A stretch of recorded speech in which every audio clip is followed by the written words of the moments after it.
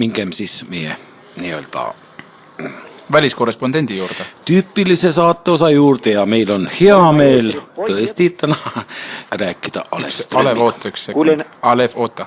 Kuuled, jaa. Meil on omavahel üks kana kitkuda, me kitkume selle kana ära, nii 3, 4. Tere tulemast otse-eetrisse Kreisi raadios härra Alev Ström, Stockholm. Kas on kuulda? Jaa, siin Stockholm, siin Alev Ström.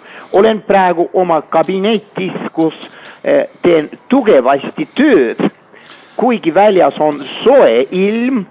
Praegult on Stockholmis 40 kraadi sooja, see on hämmastav, et nii palavaks on läinud, kus juures veel tund aega tagasi sadas lund.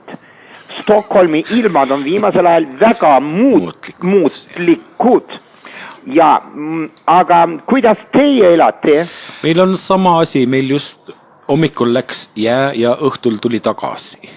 Teil on jää, no meil ka kuidagi läheb juba jahedamaks. Aga muidugi ma tahan tänada teid kõigepealt selle kingituse ees, mis te mulle saatsite. Ma kuulasin ühte saadet, teil oli see uues stuudios oli üks asi, mida ei tohi näppida. See on nüüd mulle ilusasti kätte jõudnud. See on ilus kell. Ja, palun. Ma ei näpi seda üldse. Ta ise näpib ennast. Aga mitte sellest ei tahtnud rääkida. Täna võib olla peatuks ühes huvitava teema juures, nimelt suvi 1997. Kas pole imelik, retooriline küsimus on see, kas pole imelik, jääbki vastus võlgu esialgu, et nii kiirelt on saabunud suvi ka siia Stockholmi, mida teha suvega, murdsime päid mitmekesi, sealhulgas üks tuntud Rootsi helilooja Åke Tillbackan ja mõtlesime tükk aega ning tulime 13. jaanuaril mõttele. Tuhka me siin Rootsi Stockholmis konutame niisama, teeme parem projekti. Ja praegu ongi nii kaugel juba asi, et Åke Tillbackan on kirjutanud suure oratooriumi Svenssoni lähetamine ja selle ettekanne, see on massi ettekanne, toimub minu svenskönlik ekstreempuppet-teateri esituses. Seal osaleb, see on välietendus, seal osaleb umbes 6700 väikest nukku ok 27 043 suurt 3-meetrist nukku pluss 50 000 meeslauljat ok 77 000 naiskoorilauljat. Alev, kes laulab Svenssoni osas? Svenssoni ossa oleme praegult mõelnud, et algul me mõtlesime, et anname selle Lars Sundinile, aga Lars Sundin on viimane aeg olnud väga haige. Ta ei ole välja tulnud, ta ei pea viisi, tal on ääl ära. Ja sellepärast me panime Svenssoni mängima ja laulma ühe nuku. Nuku all temaga manipuleerin mina. Nii et mina ise laulan selle Svenssoni partii. Siin Svenssoni lähetamises, tähendab, partituur on Eestis olnud juba 2 nädalat ja muusikateadlased on uurinud teda ja lahanud. Seal kirjutanud noote välja ja on leidnud, et Svenssoni ema partii on veel raskem kui Svenssoni enda partii. Kes laulab Svenssoni ema partii? Svenssoni ema partii laulab Jutta-Britta Völund. Seda me arvasime. Me otsime pöialt siin Eestis, et Jutta-Britta Völund laulaks seda osa. Aga no peale Völund ei olegi, kui ülemist dood ei võta ikka nii puhtalt ükski. Ja veel üks osa Svenssoni ema kõrval on Svenssoni naaber. Kes laulab Svenssoni naabret esiettekandes? No, hea humoorikas küsimus on see.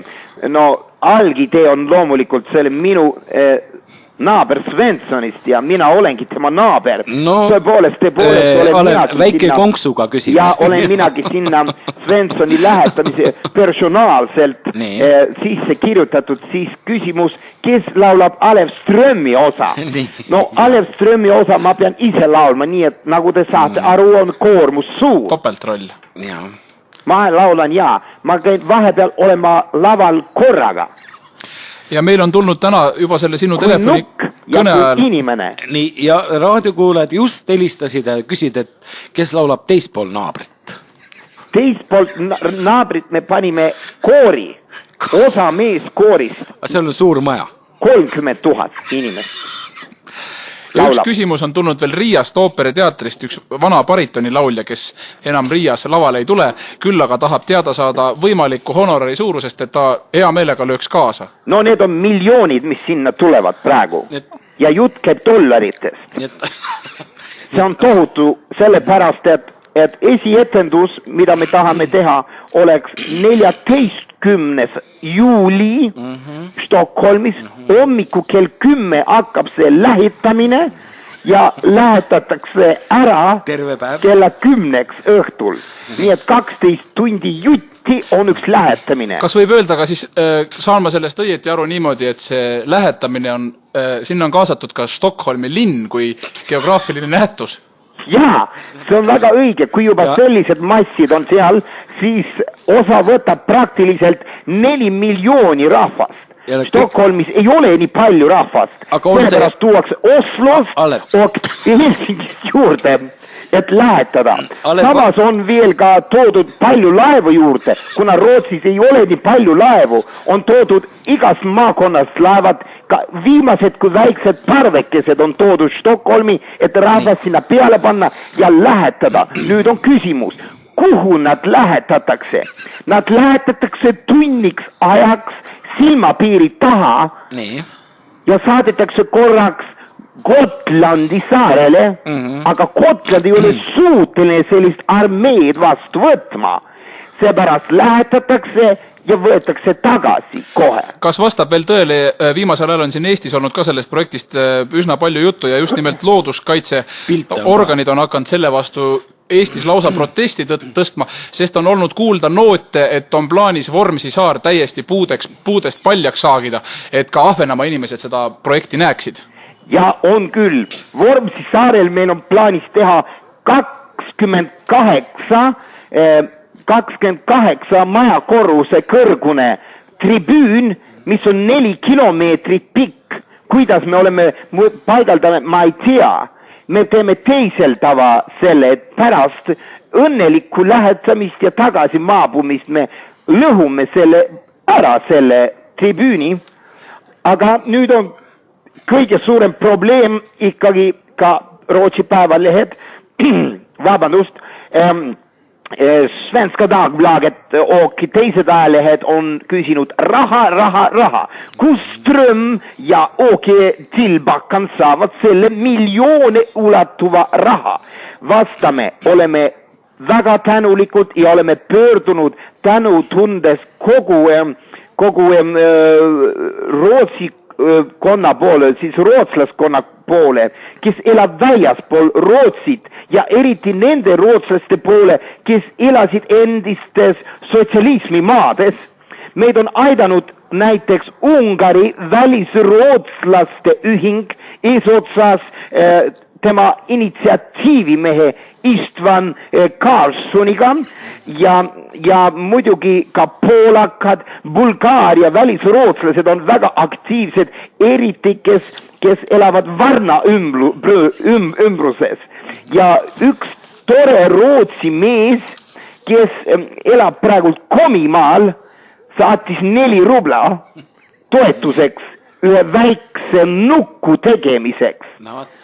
Saate aru, jah? Jah, saame aru, jah. See on ju kõik raha. Ja ühed aktiivsemad on siis välisrootslased siin samas naabrid, meie kõigi naabrid, lätlased, lätirootslased. Aivar Lepikovsons on üks aktiivne tegelane, kes laulab muuseas. Muuseas, ütlen nüüd, üllatus, Aivar Lepikovsons laulab Ooke osa. Ooke on see mees, kes esimesena raiub nööri ühel laeval puruks, et laev saaks minema, et lähetatud. Ja teine aktiivne mees on lätirootslane Svigurs Migurs Bizdajev. Ei, vabandust, Svigurs Migurs Bizdajev.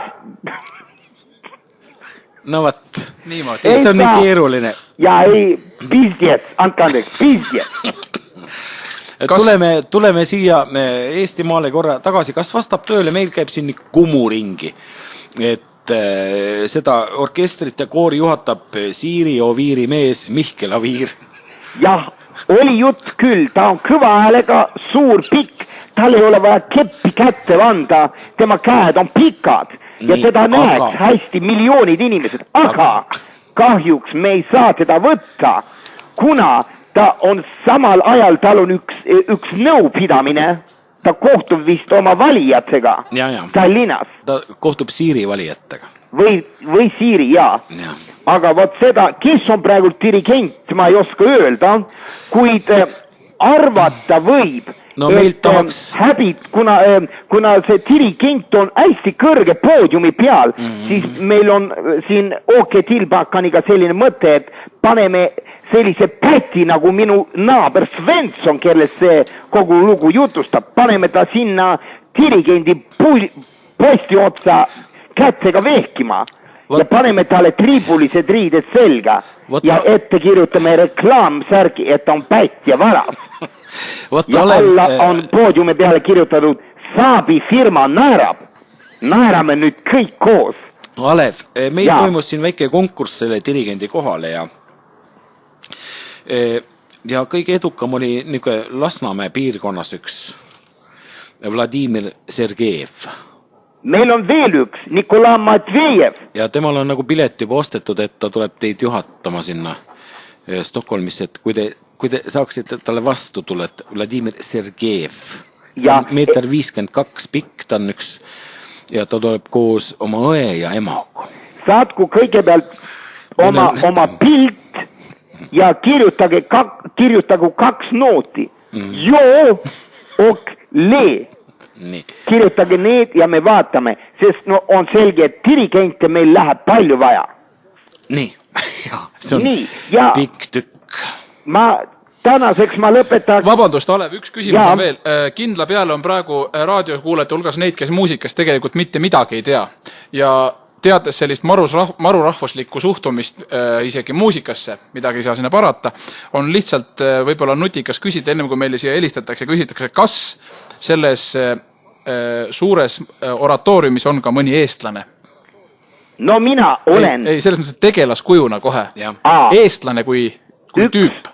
Üks on tõesti, selle me tõime sisse minu soovitusel, see on, nimi ongi eestlane Arvi. Mis on tema ülesanne?